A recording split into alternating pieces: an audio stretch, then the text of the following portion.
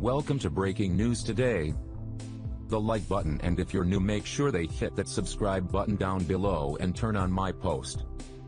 Correspondent John Roberts joins us with the latest from there. Good evening, John. Brett, good evening to you. It was a high-stakes game of brinksmanship that was going on between the White House and Capitol Hill for most of the day. That now has turned into negotiation.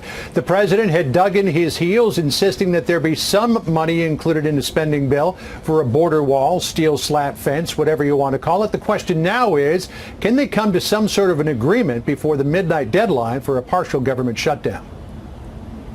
As he did yesterday with House members, President Trump huddled with Senate Republicans this morning, trying to find some way to get money to build a barrier on the southern border. Tremendous enthusiasm for border security.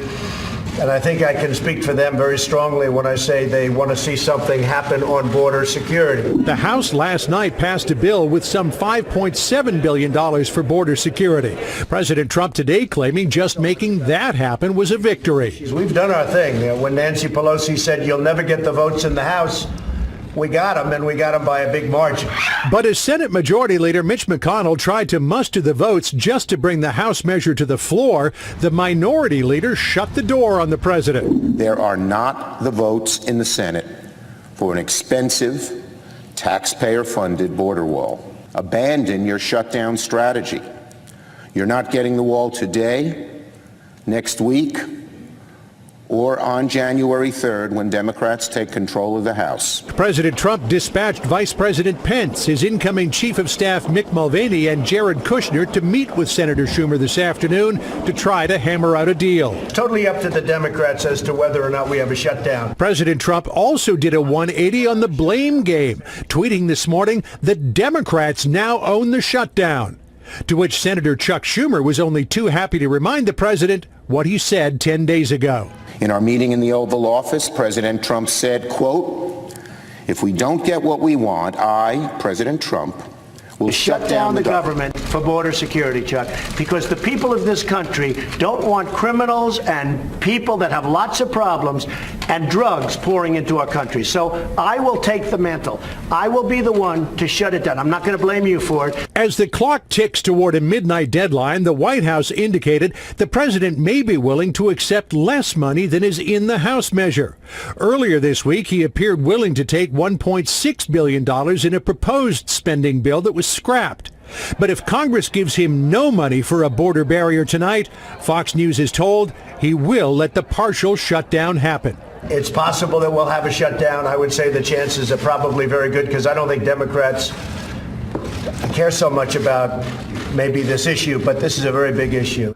Polling shows that if there is a partial government shutdown, most Americans would blame the president and Republicans for it. But what the president really cares about is how his base will react if he doesn't stand on principle in one of the central tenets of his election campaign. And to try to make things a little more palatable, just a short time ago, the president tweeted out one iteration of what a border barrier would look like. A number of very tall steel slats with pointed tops, somewhat reminiscent of old Pioneer Day forts. Brett? You know, John, you said that there might be some money that they accept. We just don't know where the dollar figure is for that line. We don't, but here's what we do know is that $1.6 billion earlier in the week had attracted some Democratic support. It was the idea of $1 billion slush fund on top of that the president could use however he wanted that really attracted the ire of the senior Democrats. So Democrats had offered 1.3, 1.6 was talked about. If you get somewhere in around there, they may be able to accept that deal. Okay, John Roberts, live on the North Lawn. We'll head back for any breaking details. John, thanks. It's raining here. What's it doing down in our nation's capital? Let's go there live by the miracle of satellite technology. White House Press Secretary Sarah Sanders joins us from in front of the White House. Sarah, almost Merry Christmas to you. Good morning. Merry Christmas to you guys. Thank you very much. So we know that the House has passed this bill. It's got about $6 billion worth of wall money in it. Now it goes over to Mitch McConnell and the Republicans in the Senate. Will they be able to pass this thing?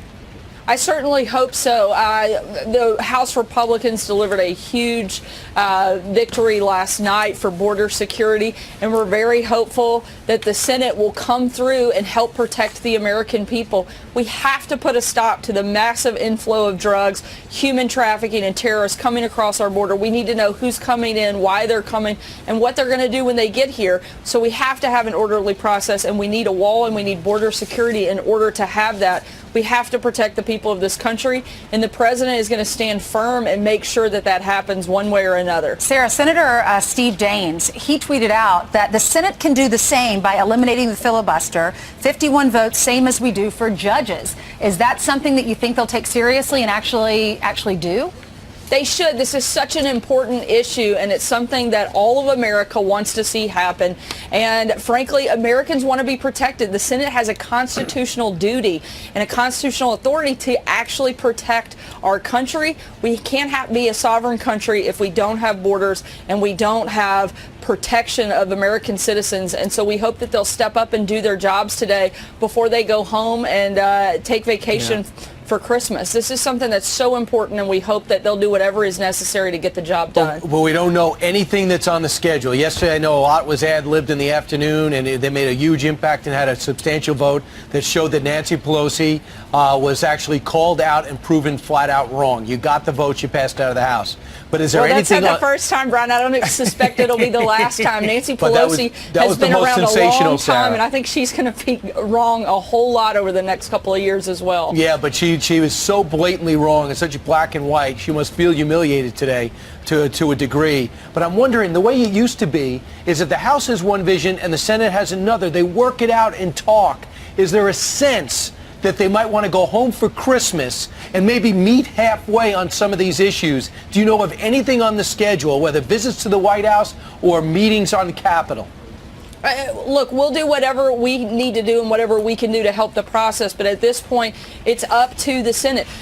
One thing that I think has been missed and didn't get a lot of coverage yesterday was what we have worked out, what this administration has been able to do in conjunction with the Mexican government, and the massive and monumental moment that took place yesterday where catch and release has ended. And it's a sad day in America when the Mexican government is doing more to protect the American people than Senate Democrats. I hope that they will not let that be the case by the end of the day, and they will work with us and work with the president and Senate Republicans to get this done and let everybody go home and let us start building the wall and let us start protecting our border. Well, we have heard a lot of rhetoric on both sides. The big question is, will the president still be going to Mar-a-Lago for his 2-week Christmas vacation, even if there is a government shutdown, which he says I'm okay with, according to Politico?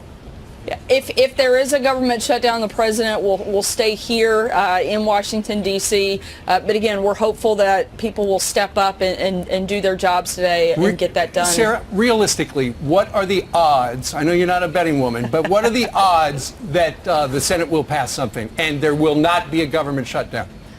That's a question you'll have to ask the Senate. I think they have a much better feel I'm for what they're capable of doing. What is the philosophy right now at the White House about it? The president's been extremely clear. If they don't get this done, then he's shutting down the government. And he said that just a few minutes ago via Twitter. And the president's not going to back down on this, and he's going to stand firm because it's so important and it's such a vital part of our democracy to make sure that we're protecting our borders and protecting the people of the country. It's too bad the Republicans were so slow to realize that. Meanwhile, Secretary of Defense Mattis has decided to retire. In a lengthy letter, I looked everywhere, Sarah. Now, any praise for the president. President praised him. He's leaving, basically, it seems, because of the way the president treats our allies, in his view, and the pullout in Syria and Afghanistan seems to have been too much. How bad is the relationship right now? Look, they continue to have a good relationship, but they disagree on a number of fronts that he outlined. And but at the end of the day, the American people elected one person to be the commander-in-chief and to make decisions. The president listens to all of his national security team, of which is a big group. He takes their advice, and at the end of the day, he makes the decision. That's what he was elected to do. And if Secretary Mattis doesn't feel like he's the right person to fill that job, I think it was the right thing and an honorable thing that he did in stepping aside to put somebody in a position he feels like is the right person for that time. Look, and he served the president and this country. He served in this administration for 2 years, and he served the country in the military for over 4 decades. An incredible person, an incredible servant to this country, and somebody that we have the highest amount of respect for, and wish him very well and look forward to continuing to work with him over the next 2 months. Let's not forget, he's not just walking out the door. This will be an orderly process, and will continue to be a good relationship over these next couple of months. Who's on the list for his replacement? I think there are a lot of people that are on that list. The good news is we have a strong deputy at the Defense Department that can help hold the ground while we transition and look for a new person and go through the confirmation process. Right, Sarah, a lot of people, when the president announced the drawdown in Syria and Afghanistan, if you're watching a lot of the channels, people are very concerned about it. But if you've been watching Donald Trump for the last couple of years, this is something he has been talking about. This is one of the reasons people voted for him. Exactly. Anybody that says they're surprised by this has simply been living under a rock. The president has been talking about this since the campaign. He brought it up again 8 months ago, 6 months ago. He's wanted to bring our troops home. Yeah. Look, our goal and the president's purpose of continuing to be in Syria was to defeat ISIS. We've defeated the territorial caliphate. 99% of ISIS has been wiped out of Syria. The president doesn't want to be in the middle of another civil war in the Middle East and put American lives on the line for that purpose. He wants to bring the men and women of our armed forces home, and that's what he pledged to do, and that's exactly what he's doing. Sarah, he's giving Russia a big win. Vladimir Putin praised him. He also is doing exactly what he criticized President Obama for doing. He said President Obama is the founder of ISIS. He just refounded ISIS because they got 30,000 men there, and they're already striking back with our would-be evacuation. The president's he's really on the griddle with this.